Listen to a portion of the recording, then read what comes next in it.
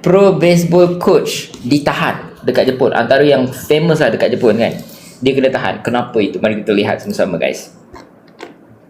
Okay, ditahan polis Saya sebut Puroyakyū no Kyojin no Abe Kantoku ga Keisatsu ni tsukamatte kantoku o yameta. Giant of Puroyakyū. Kyojin ni maksudnya orang gergasi tu kan, Shingeki no Kyojin kan, Attack on the Titans kan, professional baseball dekat Jepun no Abe Kantoku, iaitu coach. Kantoku ni ada dua maksud.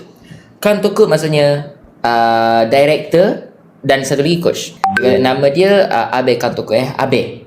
Dulu arwah menteri dia orang pun, arwah Perdana Menteri dia pun Abe juga, tapi Shinzo Abe. Yang ini lain pula. Ga keisatsu ni tsukamate kantoku yameta, telah ditangkap oleh polis dan telah berhenti jadi coach.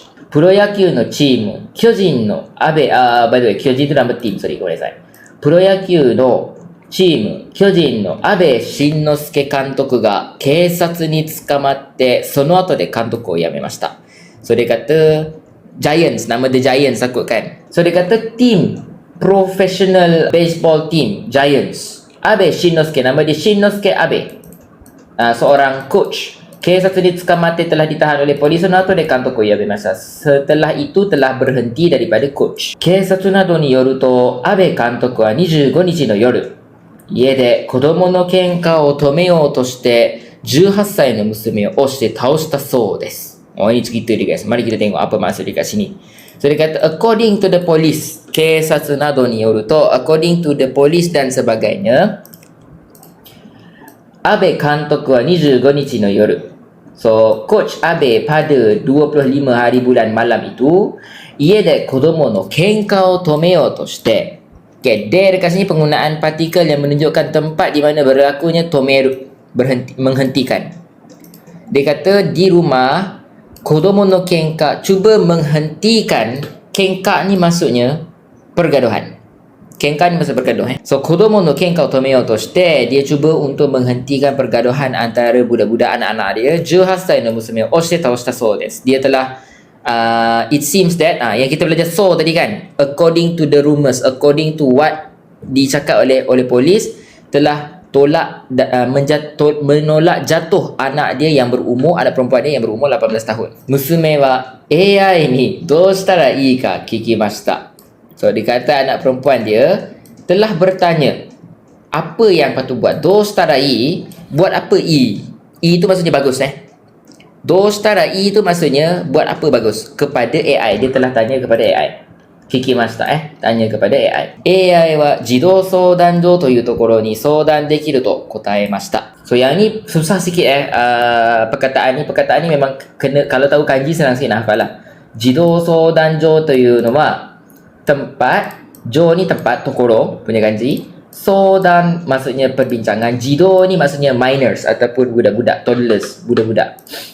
Tempat perbincangan budak-budak. So AI kata tempat perbincangan untuk budak-budak. Toいうところに相談できると答えました. Dia kata boleh, AI tu menjawab boleh berbincang dengan tempat yang bernama Jidou Soudanjou toいうところです. Okay, lepas tu dia kata, それで娘が児童相談所に電話をすると、話が警察に伝わって警察が安倍監督を逮捕しました. So dia kata kemudian musume ga jidou soudanjou ni denwa suru to, bila dia denwa, siapa tahu maksud denwa, cuba tulis denwa dekat komen guys. So bila dia denwa kepada jidou soudanjou tu tadi, anak perempuan itu, hanashi ga keisatsu ni tsudawatte, so cerita itu telah tersampai kepada polis, keisatsu ga Abe kantoku o taiho shimashita. Okay, maka polis telah menahan Abe kantoku. Taiho ni korang akan dengar banyak perkataan ni. So setiap kali live saya akan tanya apa maksud taiho. Musume wa chichi ga keisatsu ni tsurete ikarete naite shimaimashita. So dia kata chichi to wa itsumo waratte hanasu kankei desu to itte imasu.